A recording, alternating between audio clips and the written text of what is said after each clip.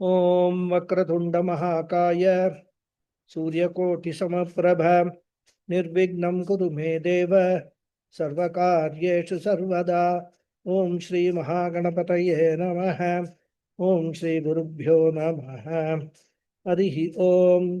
सदाशिवसमारम्भां शङ्कराचार्यमध्यमाम् अस्मदाचार्यपर्यन्तां वन्दे गुरुपरम्पराम्। अस्मद्गुरुभ्यो नमः। श्रुतिस्मृतिपुराणानाम् आलयं करुणालयं नमामि भगवत्पादं शङ्करं लोकशङ्करं। शङ्करं शङ्कराचार्यं केशवं बादरायणं सूत्रभाष्यकृतौ वन्दे भगवन्तौ पुनः पुनः। ईश्वरो गुरुरात्मेति मूर्तिभेदविभागिने व्योमवद्व्याप्तदेहाय दक्षिणामूर्तये नमः। ओम श्री मेधा दक्षिणामूर्ति स्वामिने नमः। ओम सहना भवतु सहनौ भुनक्तु सह वीर्यं करवावहै तेजस्विनावधीतमस्तु मा विद्विषावहै। ओम शांति शांति शांति। हरिः ओम श्री गुरुभ्यो नमः। हरिः ओम।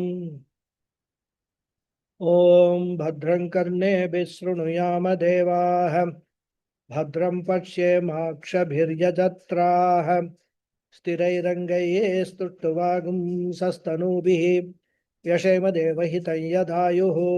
स्वस्ति न इन्द्रो वृद्धश्रवाः स्वस्ति नः पूषा विश्ववेदाः स्वस्ति नस्तार्क्ष्यो अरिष्ठनेमिः स्वस्ति नो बृहस्पतिर्दधातु। ओम शांति शांति शांति। हरिः ओम श्री गुरुभ्यो नमः। हरिः ओम। So namaste once again everyone. नमस्ते गुरु। नमस्कारं गुरुजी। नमस्ते गुरुजी। नमस्ते नमस्कारं गुरुजी। नमस्ते हरि ओम। नमस्ते गुरुजी। नमस्ते। नमो नमः महोदय। नमो नमः। नमो नमः। नमस्ते गुरुजी। नमस्ते नमस्ते। So we will chant the 8th mantra of the second section of the first mundaka. Ready? Yes गुरुजी। अविद्यायामन्तरे अविद्यायामन्तरे वर्तमानाः वर्तमानाः स्वयं धीराः स्वयं धीराः पंडितं मन्यमानाः पंडितं मन्यमानाः जङ्गण्यमानाः जङ्गण्यमानाः पर्यन्ति मूढाः अन्धेनैव नीयमानाः अन्धेनैव अन्धेनैव नीयमानाः अन्धेनैव नीयमानाः यथान्धाः। यथान्धाः। We will also read the last sentence of the Bhashya, which is what we were starting to discuss. Yes. Andhenaiva अन्धेनैव achakshuskenaiva niyamanaha नियमानाः pradarsyamana margaha प्रदर्श्यमानाः yatha loke यथा लोके अंधाः अक्षिरहिताः अन्धाः अक्षरहिताः गर्तकण्टकादौ गर्भकण्टकादौ पतन्ति तद्वत्। पतन्ति तद्वत्। Very good. So we have discussed the moolam of the mantra, the words in the mantra, and also a part of the bhashyam in the last two classes. And as I said, after pointing out the limitations of karma marga for moksha, in the previous mantra. In this mantra, the Upanishad is highlighting the unintelligent, deluded approach taken by some people who are still steeped in the karma marga, and they consider that alone to be moksha sadhanam. And they revel in this misconception. And towards the end of the class, we were discussing the 6 intrinsic defects of human intellect, which are talked about in the scriptures. The first is ajnanam, ignorance. And here the word ignorance can be interpreted in 2 ways. One meaning is ignorance-based misconception. So steeped in varieties of ignorance-based misconceptions, which are known as adhyasa. Stula Sharira Bhimana is misconception number 1. And because of that, I say I have got birth, I have got death, I am a Brahmana, I am a male, I am a female, etc. All these are all Stula Sharira Abhimana Rupa misconception. So Stula Sharira means what? Annamaya Kosha. Similarly, Pranamaya Kosha Abhimana, Manomaya Kosha Abhimana are all there. And each Kosha Abhimana is Avidya Karyam. It is a product of ignorance. And therefore, here the word avidya, lakshanaya, indicates avidya karyani, adhyasa rupani. So we can understand that one meaning of ajnanam refers to various misconceptions born out of ignorance, avidya. Or we can take another meaning also, that avidya karyam is shariratrayam. And therefore, the word avidya by again lakshana refers to anatma. So the first meaning of the word avidya is misconception or erroneous notions. Second meaning of avidya is anatma. So this is the first weakness or intrinsic defect of our intellect.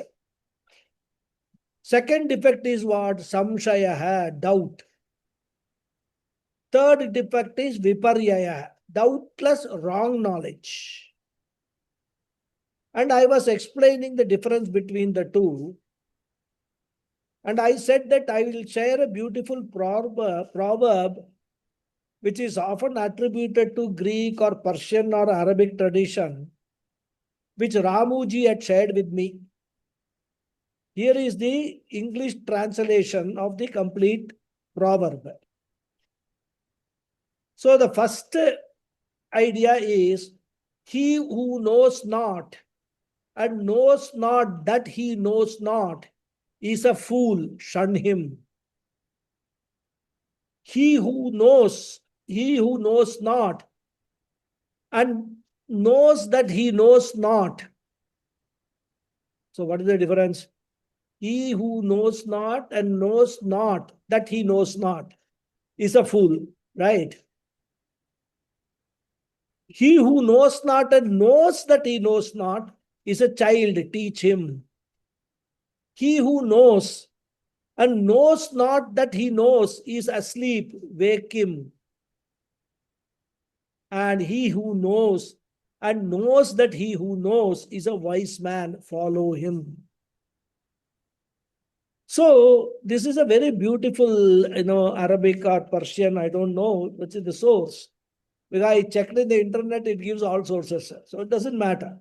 For us, the message is more important than the source. So these people whom the Upanishad calls Mudaha belong to which category?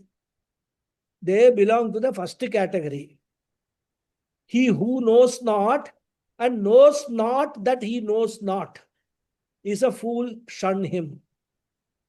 So that is the second and third defect, Samshaya, viparyaya. The next defect is negligence. And another defect is the intrinsic limitation of every instrument of knowledge, the five sense organs. Eyesight has limitations. Our eyes cannot by themselves see certain types of light like infrared, X-rays, etc. I am talking about very good eyes. When we become old, our eyes cannot sometimes see what is just in front of us also. That's a different story. So our eyes can perceive light which falls in a particular wavelength.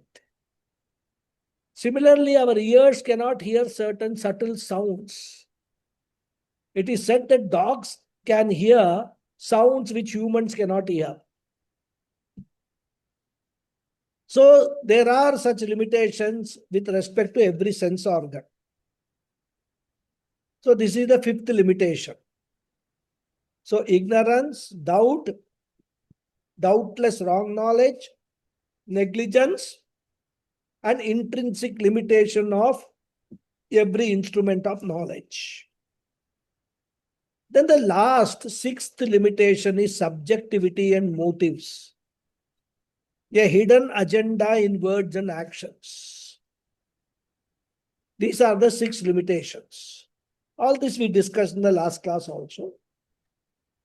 And this great hero of ours, who is the hero of these verses, who has been given the title of Moodaha, he refuses to take the help of the Guru and Shastra.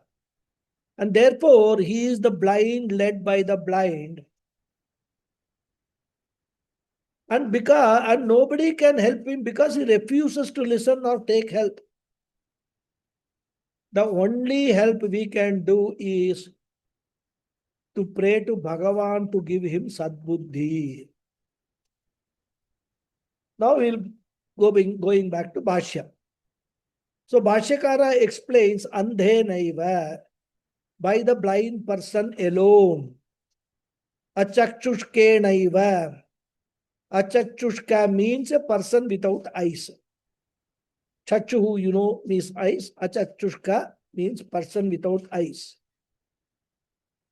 So the one who is not having the eyes or functional eyes, he may have the physical eye, the Golaka, but the faculty of sight, the functional eye is not there. This is called Achakshushka. He says, Tena eva, by such a blind person himself. Niyamanaha means being led, being guided. And Bhashyakara explains what is the meaning of being led. He says, Pradarsyamana margaha. That means the path is shown, Pradarsyamana means shown, margaha means the path. So those people who are showing the path to such people without sight, the people by whom the people without sight are being led, yatha, just as, loke, in the world. Yatha is not, loke is not the meaning of yatha. Where many times what will happen, Bhashyakara will not explain a word, but he will bring in some other word. We will think that the word which is there in the Moolam, what word Bhashyakara is bringing is the explanation. That we must be careful in understanding. So here, yatha, loke is followed by yatha. But loke is not the meaning of yatha. Bhashyakara is using the word loke to connect yatha with the next word andah.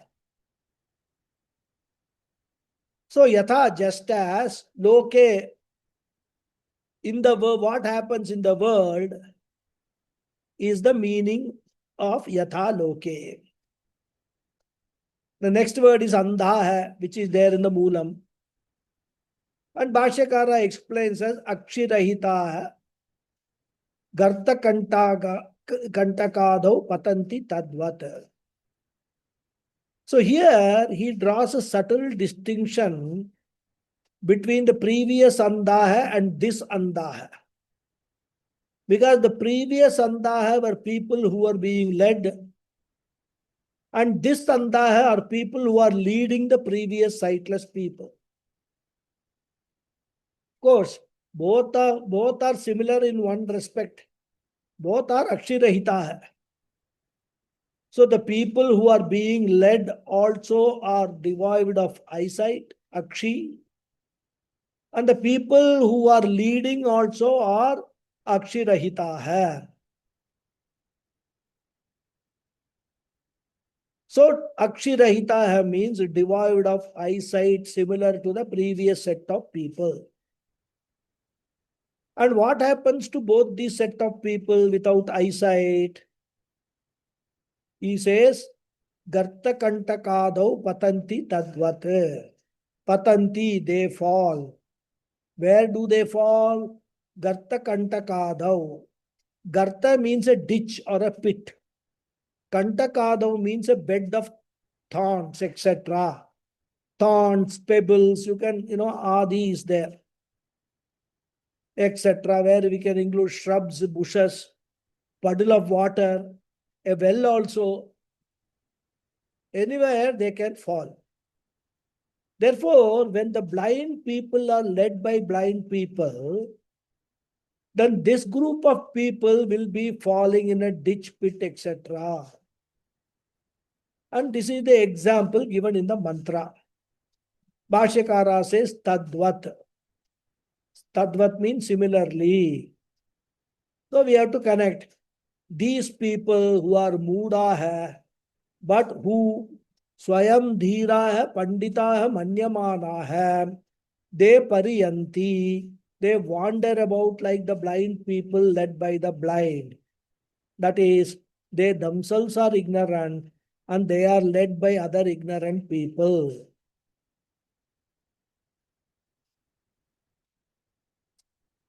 It may be that their own ignorant intellect and other ignorant people who are also blind to the absolute reality. And they fall further into their difficulties, samsara. There will be no moksha for them from their adversities and travails. And these ignorant people, such a pitiable condition, they hurt themselves when Veda Pramanam is there to guide. When gurus are there to guide, they don't take their help. They take the help of their own intellect. Occasionally, they may go to some satsang of some Mahatma and ask questions about karma, why am I suffering, etc. and expect the Mahatma to give a one-line answer. And even when they get some answer, some advice, they will not follow it up. In fact, many such people ask questions in satsang to show off their presence. So thus in this mantra, it was said that the karmis are in the realm of ignorance alone. Some of them are very arrogant also. They are not ready to listen to others because they consider themselves to be intelligent and scholars. And such people will remain in samsara like the blind people remain in adversities when they are led by blind persons. So now we will go to the next mantra, 1.2.9, in which the Upanishad continues with the same topic of the karmis who are deluded because of ignorance. This is mantra number 18 of the Upanishad. And for the next mantra, Bhashyakara gives one word introduction. For that also, earlier he gave one word introduction. So this one word introduction is more of an indication of continuation rather than actually an introduction to the mantra. He says kincha, moreover, which indicates that the idea expressed in the previous mantra continues. As we say, writing one paragraph, one idea we express. Then we say furthermore, same idea continues, like that. So this mantra further expounds the plight of the karmis. So we will read the mantra. Avidyayam Avidyaya bahuda vartamanaha Bahuda Vartamanaha vayam kritarthaha Vayam Kritaha iti abhimanyanti Iti Abhimanyanti balaha Balaha yat karminaha Yat Karminaha na pravedayanti Na Pravedayanti ragat Ragat tena turaha Tena Turaha kshinalokachavante. Shinalokashvante Most of the words are all, Vyastapada, separate words. Only one or two are combined words. So I will not give Padacheda. And while discussing the mantra, I will separate the combined words and explain. Okay. So Padacheda is not required. It's a very simple, straightforward mantra. So first I will give you the gist of the mantra. Here the Upanishad says, these people are constantly afflicted by varieties of problems. But amidst the problems now and then, they get some pleasures also. Who are these people who are referred to in the previous mantra as Muda, ignorant people, intellectually blind people? So they have a lot of problems, but somewhere in between they get some pleasures also. But predominantly, samsara is dukkha mishritvam.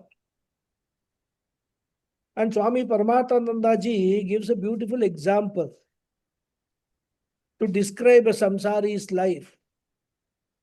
Very beautiful example. It's a story he relates. See, there was a man who was chased by a tiger and he was running for his life. And while running, he stumbled over a rock and fell into a dry well with rocks down below. But while falling, he caught hold of the shoot of a tree on the side wall of the well. So you should visualize the scenario. Okay. So he is now hanging on that tender plant, holding on to it very tight. Down below are rocks, and he can sight some snakes also in the well bottom. So, and up above, the tiger is looking down and it is planning its next step, how to catch hold of this fellow, bring him up and eat him. And because he has stumbled on a rock, blood is oozing from his toe. And the tree or the plant he is holding on to is slowly getting uprooted because of his weight, overweight. And it also seems that there is a rat which is slowly nibbling away the root of that plant. And to make matters worse, while falling, he disturbed the honeycomb, which was on the edge of the wall of the well, and the honey bees are disturbed and they have started stinging him. So you can imagine this person's plight. This is how, if you want a complete description of the word Janganyamana hai, in the previous mantra, this is how you can imagine. What is this Janganyamana? Completely, look any side, there is only problem. And in the midst of all this, what is happening? This fellow is looking up and sees the tiger looking down. Then he is trying to, he can't, drive away the beast because both his hands are holding on to the plant. And because he has disturbed that honeycomb, what is happening? A drop of honey is dripping down and somehow manages to get it on his tongue. And tasting that honey drop, he says, "Oh, what a wonderful life." Forgets about all this tiger, the rat, the snakes, the rocks, the bees, everything. Just that one drop of honey he gets. He is very happy. And the Upanishad says this is the pleasure or enjoyment of a samsari. When moksha, the concentrated honey, can be enjoyed in a comfortable air-conditioned room, these few drops which he tastes, he claims as a great accomplishment. Beautiful story. And what can we call such a person? The Upanishad says we cannot help those people because they are satisfied with petty pleasures of the world called dharma, artha and kama. And these people, as a result of these karmas, no doubt, will get the drops of honey like Swarga Sukham, etc. And having enjoyed those honey drops for a few years or on few occasions, what will happen to them? Even if they go to Swarga, again they come back either to Manishya Janma, or still worse, a person may go to lower lokas, or he or she may even go to a lower shariram, like Stavara, Pashupakshyadi shariram. This is the gist of the mantra. So the short message of the mantra is what? Karma phalam is anityam. Whatever little pleasures that you get in your life, because of which you come to the conclusion, oh, my life is wonderful, that is also temporary, impermanent.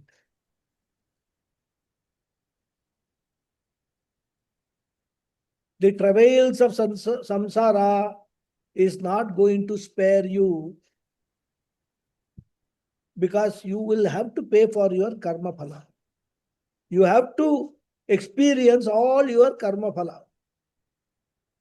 So we will now see the word meanings of the mantra. So the beginning of the mantra is almost similar to the previous mantra. There it was said, avidyaya mantare vartamana hai. And here it is said, avidyaya bahuda vartamana. So the word antare is replaced by bahuda. Bahuda means in various ways, in many ways. So earlier it was said that the people are remaining in avidya, they are steeped in avidya. Here it is said that they are steeped in avidya in various ways. the basic ignorance remains the same. Mula Vidya is the same. Ignorance about the true nature of the self is common to both. They are totally ignorant of the fact that we are all Sachidananda Atma. So this ignorance is common to both the groups, which is discussed in the previous mantra and also in this mantra. And what are the basic misconceptions? Normally, we list 6 topics. One is, what is the nature of Jiva? 2, what is the nature of Jagat? 3, what is the nature of Ishvara? 4, what is the nature of bondage? 5, what is the nature of moksha? And the last question, what is the sadhana for moksha? These are the main topics of any philosophy. Any darshanam will have these topics to be dealt with. I am talking about Astika darshanam, not Nastika darshanams. So Jagat, Jiva, Ishvara, Samsara, Moksha, and Moksha Sadhanam. These are the 6 topics which people have ignorance. And not only ignorance, they have got misconception also. So there are varieties of misconceptions regarding these topics. And what happens? You may have misconception if you know that you know not, then you will seek to know. But here are the people who does not know that they know not. And because of that, they come to certain conclusions on their own, born of this ignorance. And that is also common to both the type of people discussed in the previous mantra and in this mantra. And this ignorance and the ignorance-born conclusions are referred to by the word avidya. What are those conclusions they come to? That I am karta, I am a karmi, I do karmas to earn karma phala, I am a bhokta, I am an enjoyer of karma phala, I have a punya papa account. When I do dharmic karma, I get punya. When I happen to do adharmic karmas, I get papa. Punya karma gives me pleasant experiences in life. Papa karma presents unpleasant situations to me. And these conclusions are common because of our strong identification with our body, mind, sense complex, which we take as our real self. And therefore, these misconceptions arise because of ignorance of what our true nature really is. And these are some of the conclusions born out of that ignorance, which is common to most of the people. And then some more varieties can be there. Some people will be considering Shrauta karmas to be more important.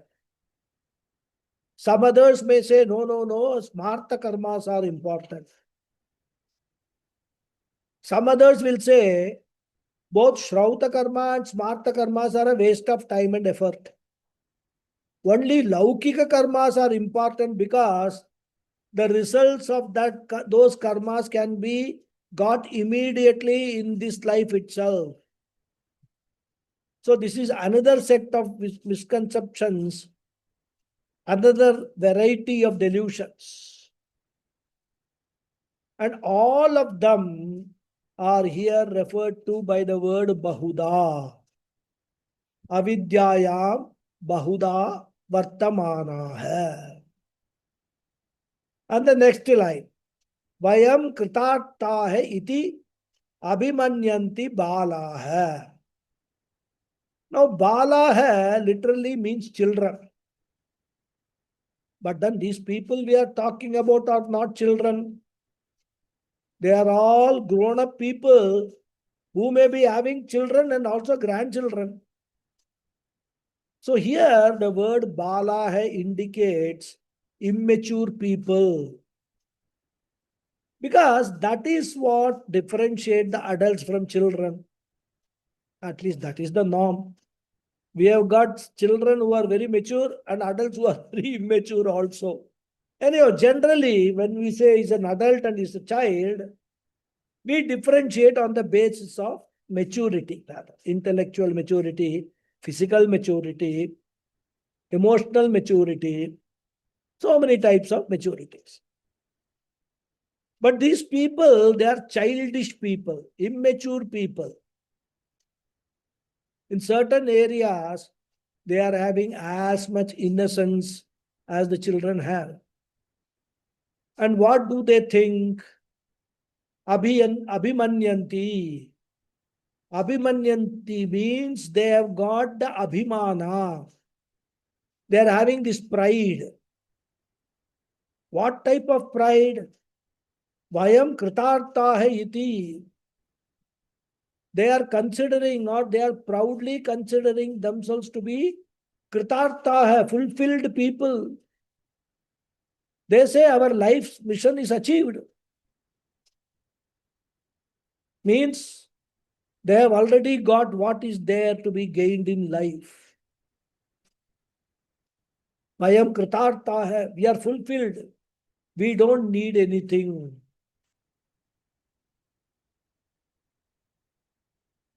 In fact, Puja Swamiji used to narrate one experience of his. He says some people will come to meet him and say that they are very well settled abroad in the US. And the children are also born and brought up there. They are also very well settled. So they have got everything in life. Good money, good position, status in the society. There may be some president of some local associations. They are not leading a dharmic life. They are leading dharmic life. They will be doing Sandhya Vandanam, visit temples, participate in pujas. They will sponsor the pujas. And they consider this dharma karma alone as the ultimate.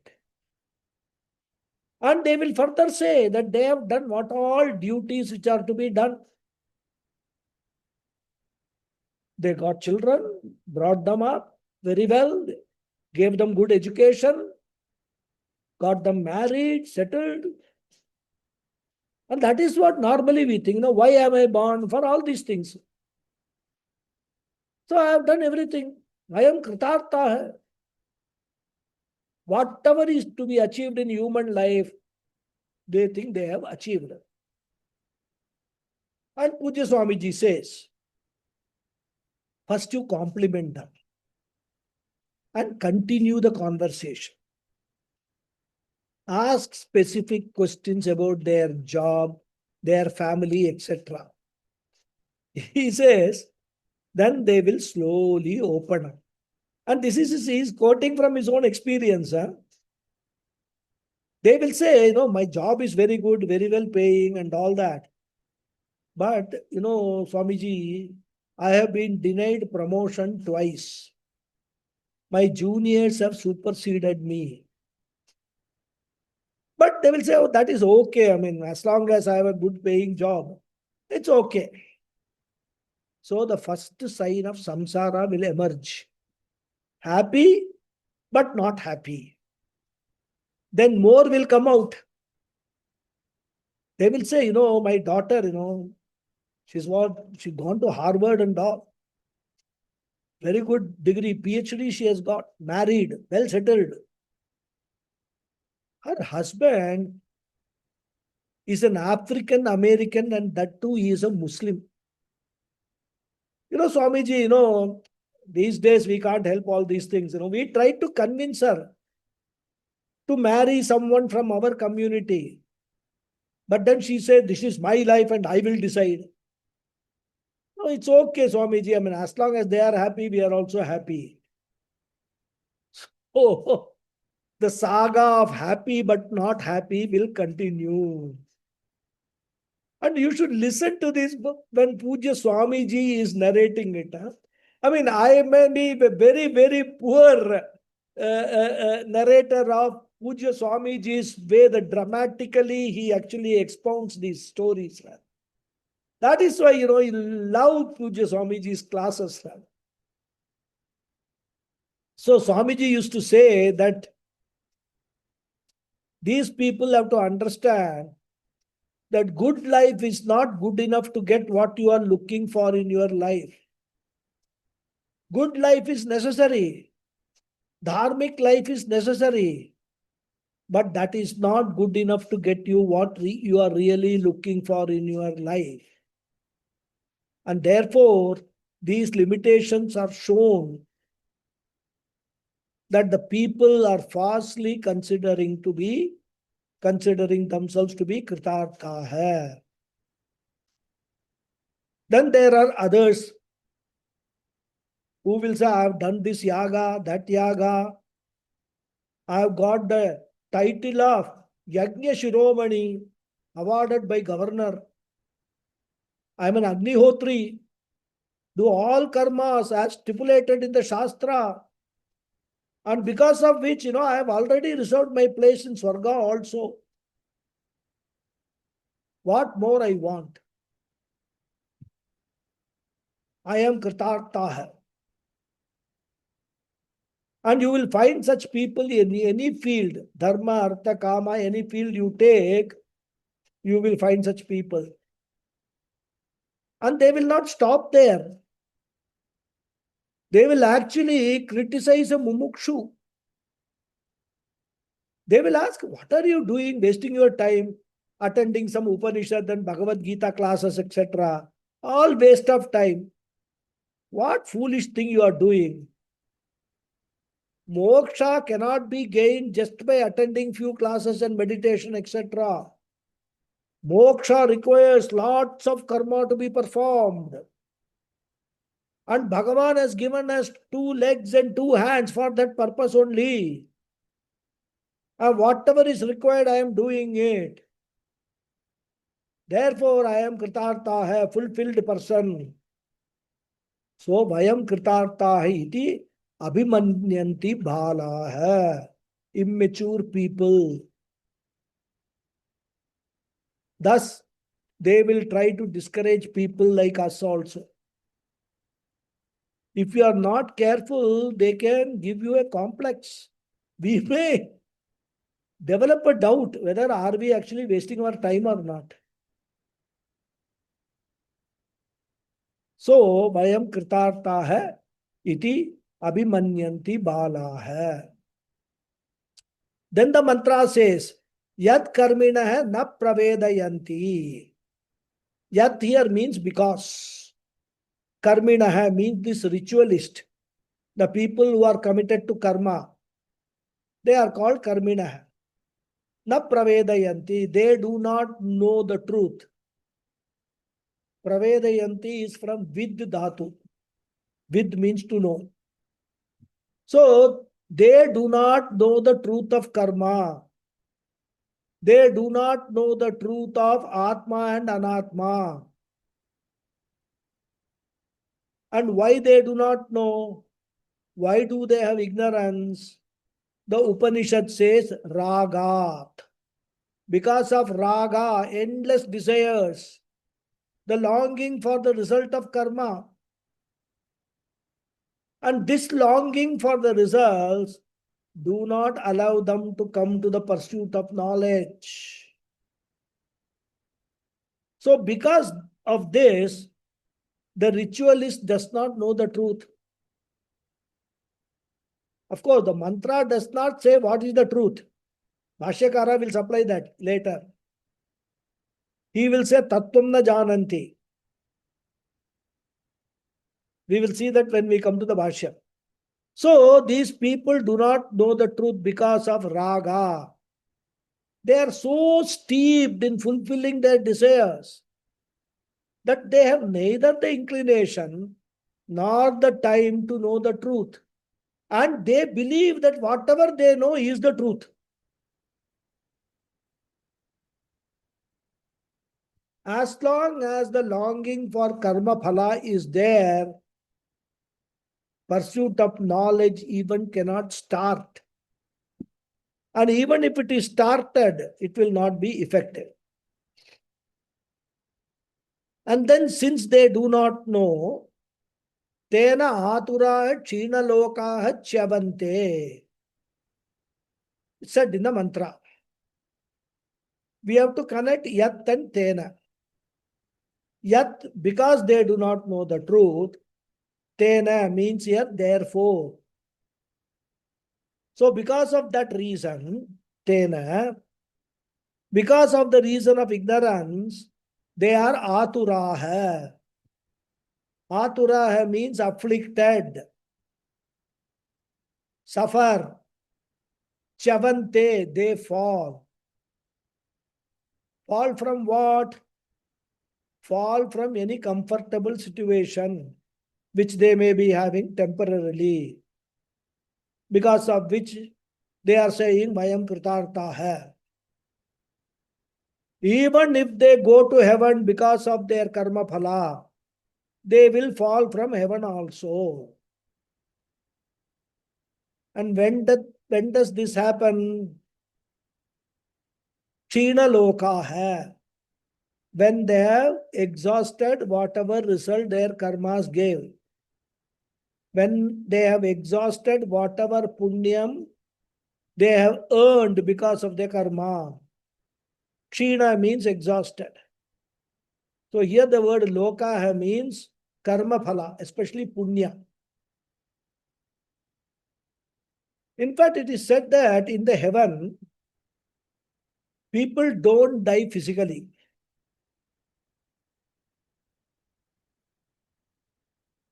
It is not that they will fall sick, get admitted to hospital.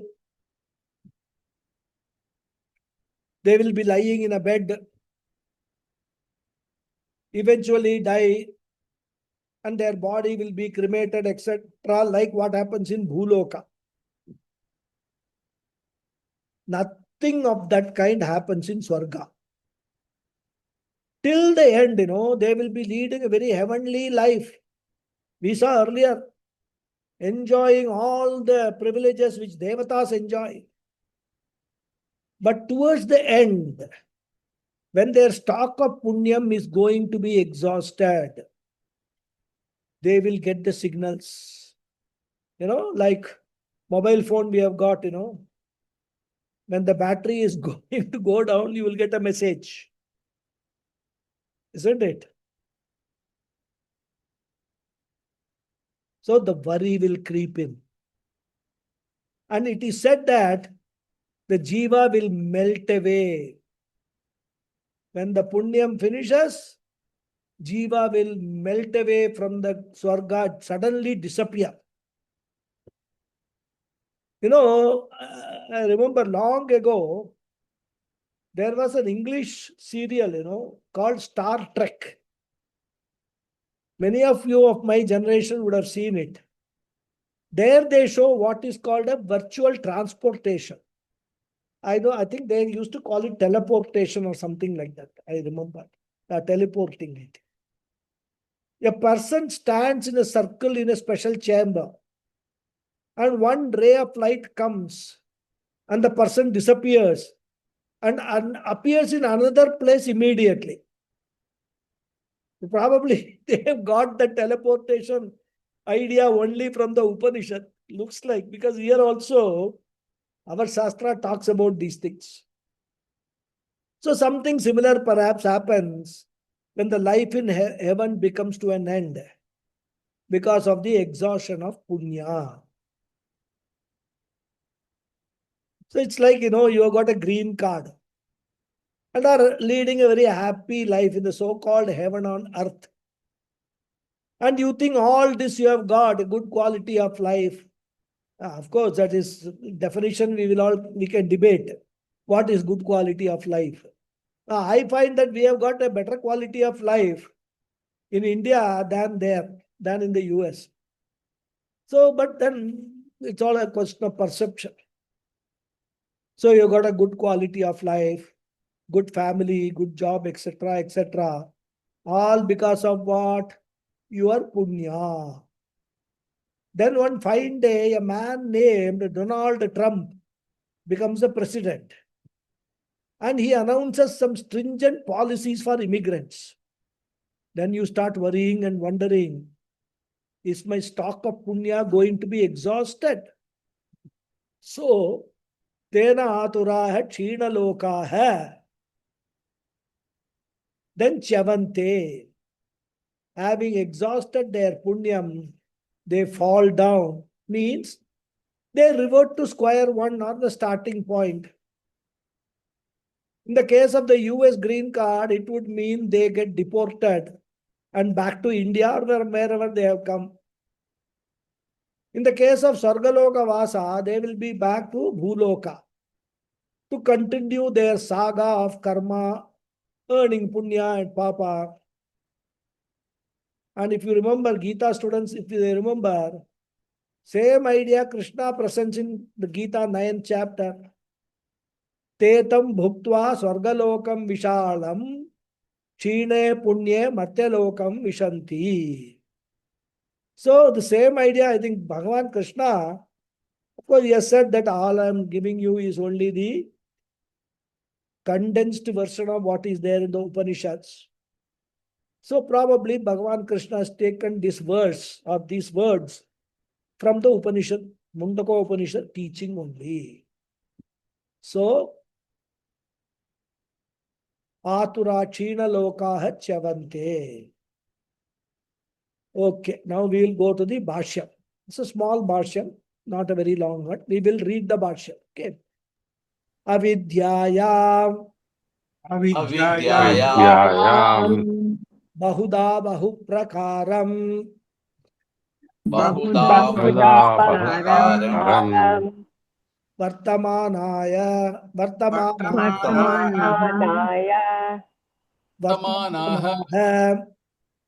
Vartamanaha Vayam Eva Vayam Vayam Eva Kritarthaha Kritarthaha Kritaprayojanaha Prayojanaha Iti Iti Evam Evam Abhimanyante Abhimanyante Abhimanam Kurvanti Abhimanam Kurvanti Alaha Balaha Ajnaninaha Ajnaninaha Yad Yad Yasmat Evam Yasmat Evam Karmino na pravedayante Karmino na pravedayanti Tattvam na janante Tattvam na jananti Ragat Ragat Karma phala raga Karma Karmapalaraga Vibhava nimittam Abhibhava Abhibhava nimittam Tena karanena Tena karanena Aturaha Atiraha Dukkartaha santaha Dukkartaha santaha China lokaha Shinalokaha China karma phalaha Shina karmapalaha Swarga lokat Swargalokat Chavante. Chavante Very good. So, avidyayam bahuda bahuprakaram vartamanaha is the first sentence. Bhashyakara does not explain the word avidyayam and vartamanaha because they have been dealt with in the previous sloka itself. Avidyayam means ignorance and vartamana means remaining. Only the word bahuda is new.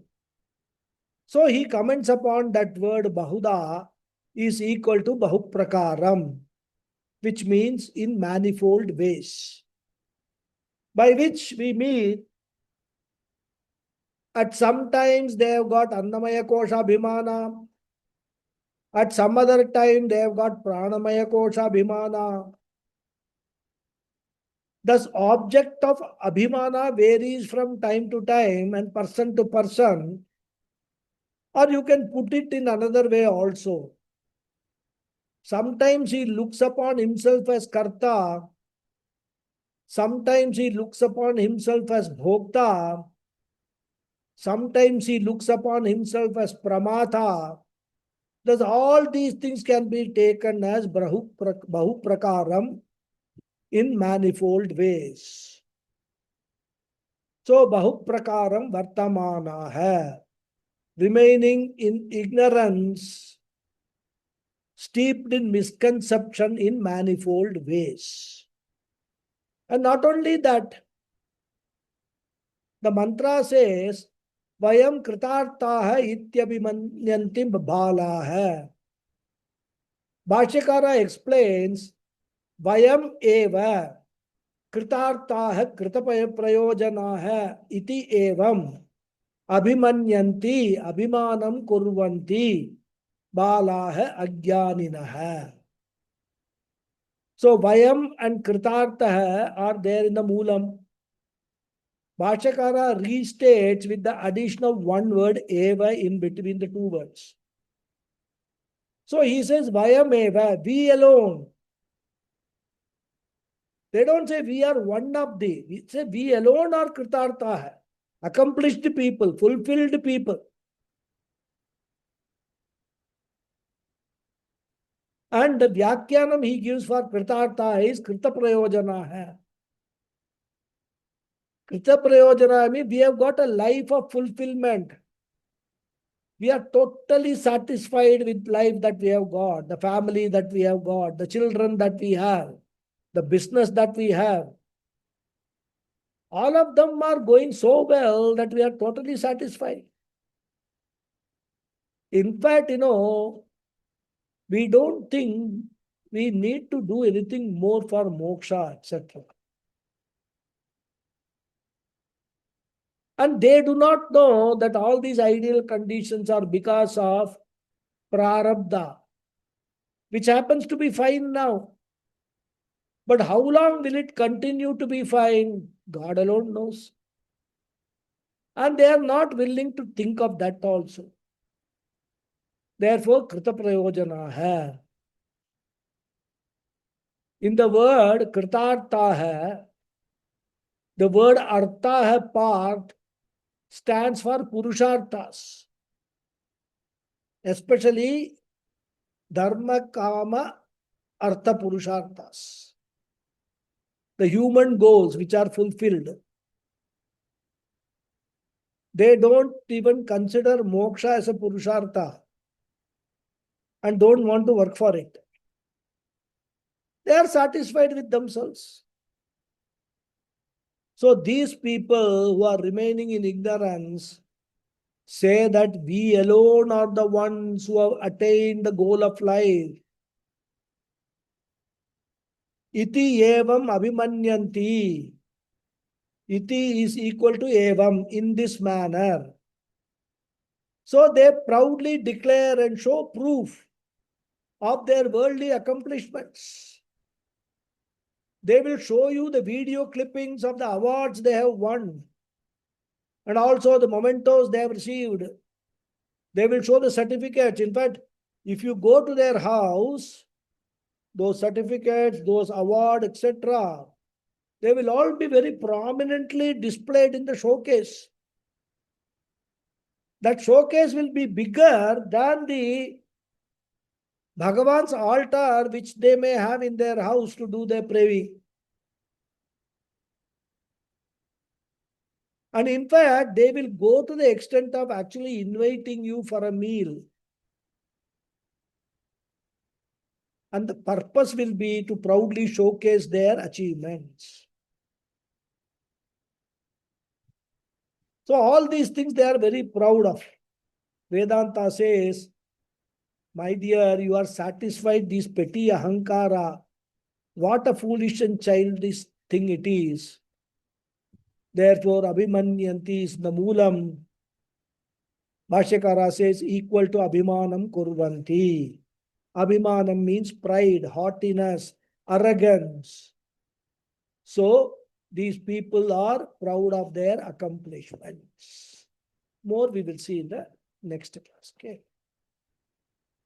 Om Purnamada Purnamidam Purnat Purnamudachyate Purnasya Purnamadhaya Purnameva Vasishyate Om Shanti Shanti Shanti Harihi Om Shri Gurubhyo Namaha Harihi Om. Dhanyavada everyone. Thank you very much. Thank you very much. ಧನ್ಯವಾದ ಗುರುಜಿ. ಧನ್ಯವಾದ. Hari Om Guruji, thank you. Namaskaram. Namaskaram, Guruji. Thank you. Namaskaram, Guruji. Namaskaram. Thank you. Thank you very much, Guruji. Namaskaram. Namaste. Namaskaram. Hari Om. Thank you, Guruji. Hari Om. Hari Om.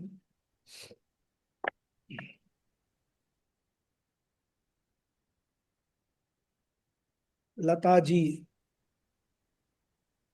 Namaste Guruji. Namaste. Namaste. I Pranam thought you are Guruji. only going to listen. I've been listening, Guruji.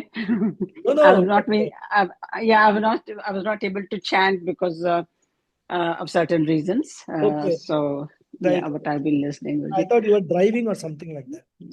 And now, Guruji. Okay. Go ahead. Guruji, pardon my question. Forgive me for my question. The I'm just trying to kind of you did explain everything right in the beginning of the first class itself of this Mandukya Upanishad. The kind of students or mumukshus who come to this stage of yearning or learning, the Upanishadic learning, which is the Vedanta. Why is the downside of the karma kanda being explained in so much great detail, Guruji? Because I'm the way I'm looking at it is I'm not saying I don't know how it will come across to you, Guruji, that by the time you come here because of our previous karmas, previous samskara and all that, we in the sense any student will probably would have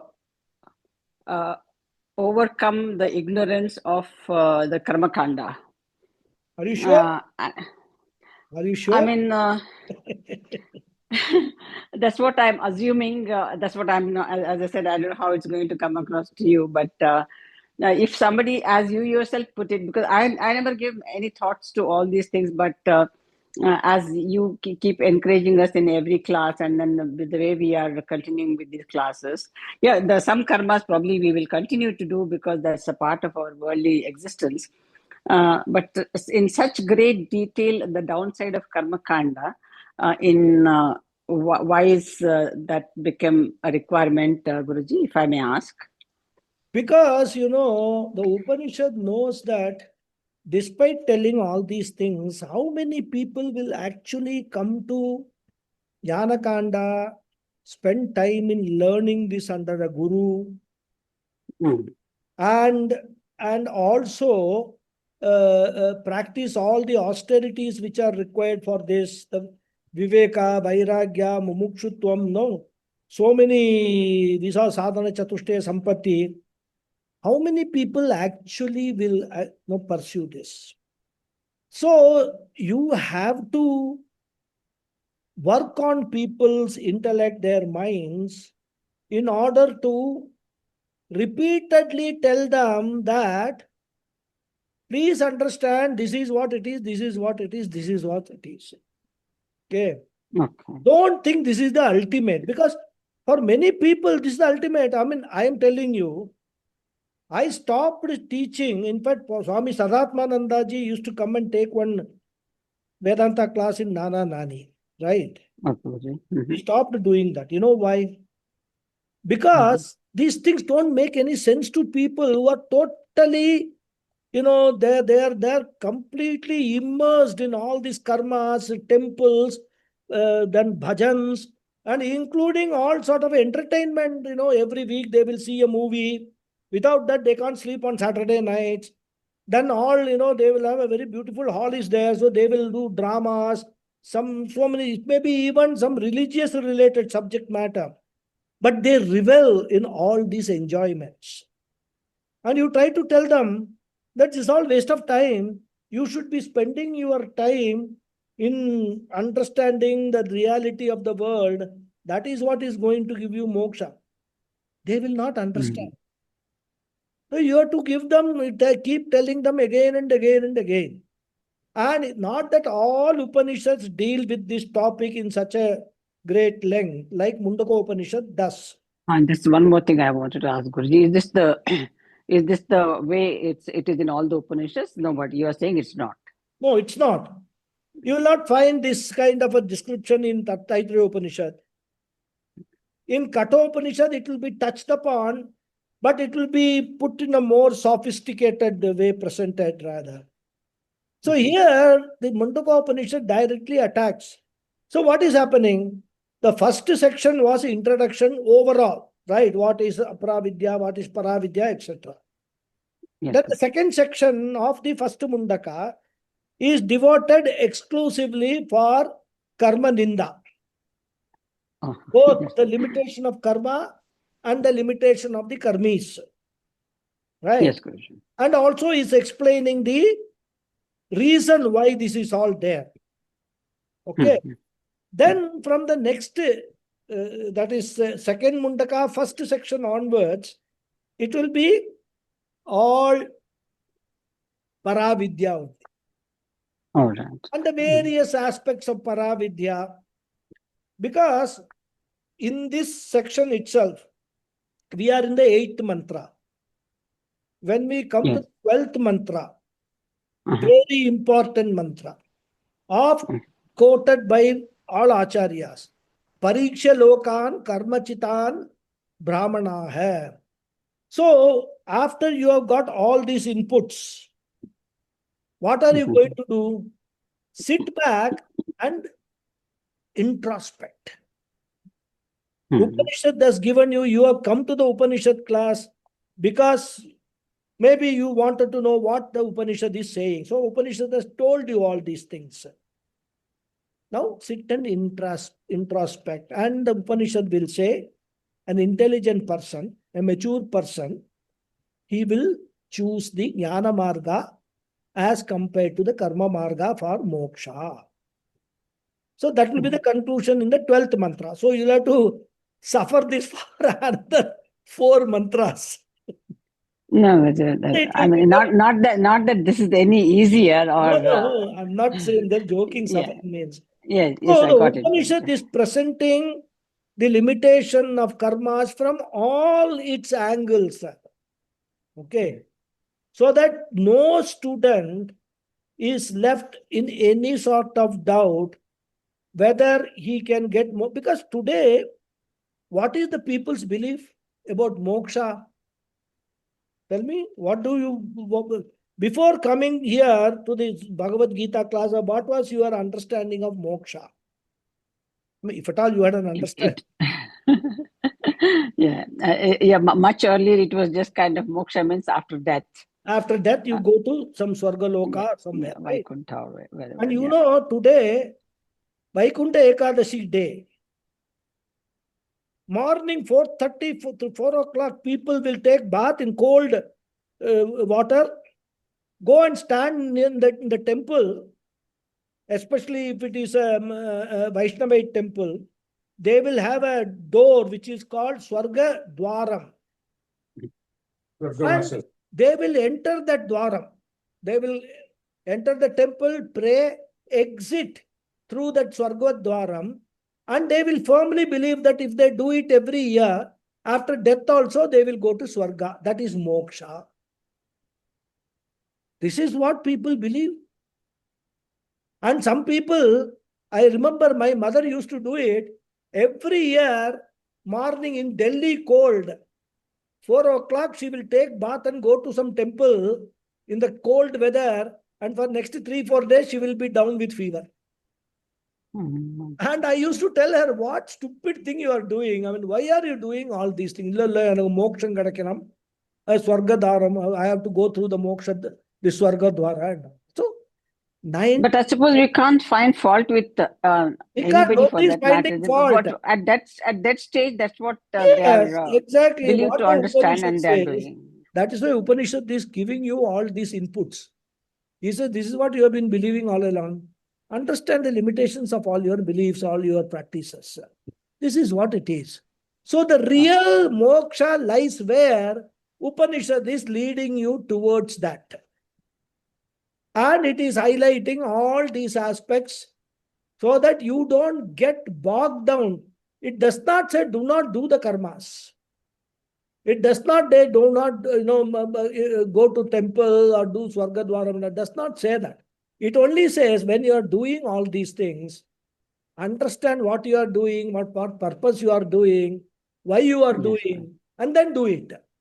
Do it or not do it is your choice. So this is the way the Upanishad actually, because this Upanishad got 65 mantras. We have not even touched 20 mantras. Right. So you can say 1/3 of the Upanishad probably is about all this. 2/3 of the Upanishad is about what is jnanam, what is moksha, how it is one has to go about it. All those details will be in 2/3 of the Upanishad. That is the whole scheme of this Mundaka Upanishad. Okay, Guruji. Okay. Thank you very much, Guruji. I hope my apologies for my question if it was not No. appropriate. This is a very genuine question. In fact, once earlier, Girish ji or somebody also asked a similar question and gave a detailed answer. I am prepared to answer such questions n number of times. Because when we progress, we must be very clear in our thinking about all these things. Nobody is criticizing for the sake of criticism. If you want to become a doctor in your life, please do not join an engineering course. Simple as it is. If you want doctor, go for an MBBS course. And if you don't want to become a doctor, doesn't matter. You go engineering, chartered accountancy, so many things are there. But you will never ever become a doctor. That is the message what Upanishad is saying. It is not saying engineering is bad, chartered accountancy is bad, and for that matter, legal, this thing is bad. Nothing. They are all very good professions. But through that profession, you will not become a doctor. That is all the Upanishad is saying. So it is picking up one by one. Engineering, what is it teaching, and what are the limitations for engineering? What is chartered accountancy? What are the plus points of chartered accountancy, minus points of chartered accountancy, because of which you cannot become a doctor? So like that, one by one, Upanishad is unraveling. We have to understand it in that. Guruji, I have just one comment. Yeah. I think we have to have, by now at least, we should have proper understanding of the demarcation between being religious and being spiritual. 100%. Because all these karma kanda, what we have been talking about, it's all about being religious. Correct. Because one has to come to the spiritual path, the grace has to be there. Yes. Then only he will understand about what is the spirit and what is this moksha even. The word moksha will trigger a person only when he is at least step into the spirituality. I would say it's the grace of the God. I mean, this is my comment only. No, you are absolutely right. You know, there is a word in Tamil Oh, which is called Anmikam. oh, I don't know, Tamil knowing people will know. We say Anmikam. oh, And they feel Anmikam means what? Anma means it is Atma in Tamil. okay. The Ta is replaced by N, right? Oh, oh, Anma means Atma. But Anmigam, everybody understands as religious activities. So oh, they will put, Anmiga talk. And they will be okay. talking about some gods and things like that and all. And they consider that to be Anmigam. Whereas the word Anmigam means spiritual. Yeah. Because the moment you say spiritual, it is nothing to do with Anatma. Oh, It is to do only with Atma. So these are all differences which people like, you and all who come to these classes will understand. But 99% yeah, yes, yes, of the people will have no clue about all these things. yes, yes. So that is why, as I said, sometimes Upanishad will go deep into it. Sometimes they will just say, forget it. You don't understand. Get lost. I am going to go, for me, Mumukshu is there. I am going to teach him what is the right path, what is the reality. So that is, some Upanishads take that route. Kathopanishad, the same, some ideas like this are brought out by Nachiketas himself, who is a young boy, 9 years old boy, but very mature boy. So he himself Correct. brings out all this. In fact, he is challenging Yamadharma Raja. When we see Kathopanishad, very interesting story there also. So different Upanishads have come different approach. And every Upanishad is trying to dispel some part of the misconceptions that people have. Mm, mm. And it is not an easy job. And during Bhashyakara's time, in fact, this was the accepted and stamped practice that karma marga only is the route to moksha. All this Upanishad business and all is just addendum to the Vedas. You need not follow them, you need not study them. This was the belief during Bhashyakara's time. So you can imagine the amount of struggle people like Bhashyakara. And they also, what is again, Bhashyakara went out and debated. Bhashyakara's gurus and all, they never bothered. They said, you do whatever you want to say. I will write, Gaudapada has written Mandukya Karika, explained everything. So you want to become a Shishya? Come to me. I will take you as Shishya. I will teach you only. So it is only now, after Swami Chinmayananda and all started, propounding or sort of popularizing this knowledge. Otherwise, every guru will have a very few sishyas. Because guru knows this is not meant for everybody. But now, what is the idea of the gurus? Let us throw the net wide. How many fishes get caught? Let them be caught. At least, I'm telling in a positive way.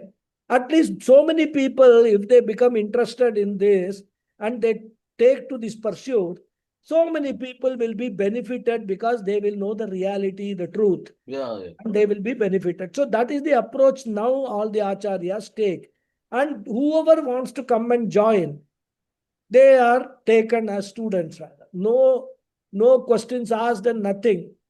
Because one more thing they know, that a person will continue as a student only if he has got the basic, some minimum qualification and also the grace of Yes, each. yes, yes. Otherwise, it's an automatic filtration process. 4 lectures, 5 talks, that fellow will say, what boring thing, yeah, chodo, I will go. He will go. And the best part of it is actually they will give lecture on karma without knowing what is karma. Yes, exactly. Exactly. So such people are there. Even when today you talk to some people, they will say, what is the proof for all these things and all? Yes. They think that they are very scientific minded people. They want proof for everything. So all those kind of Correct, people true, are true. there. So we have to bear with all that. Yes, For us, yes. our goal is moksha. So let us go on that route, period. Absolutely. Yeah, that is fine. Okay. Hari Om Guru. Hari Om. Thank you all. Any other Thank you very much, Guruji. Thank you very much, Pranam, Thank Guruji, you. for your time. Next week. Thank you, Guruji. Guruji. Namaskaram. Namaskaram. Thank you, Guruji. Hari Om. Thank Hari you. Om. Hari Om.